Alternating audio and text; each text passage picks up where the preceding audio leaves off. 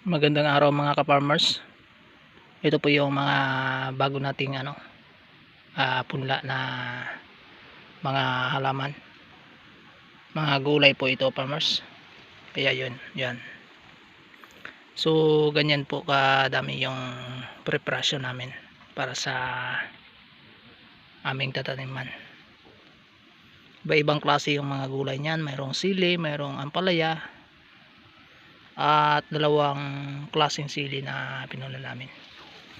So nandito po sa kabila mayroon din kami.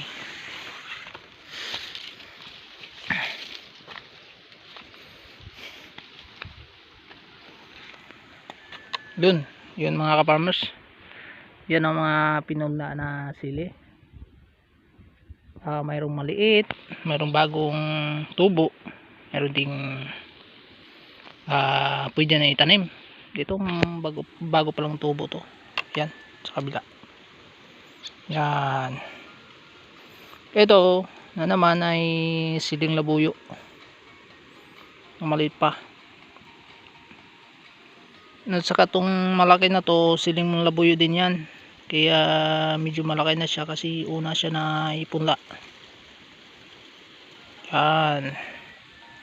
At saka mayroon din kaming yung Korean hot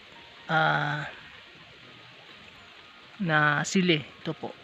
Medyo konti lang nabubuhay. Yun. Ayan ka-farmers ang ating yung alaga nating mga seeds. Na kung darating man ang magandang panahon o ulan, so magtatanim tayo. Yan. Ayan lahat.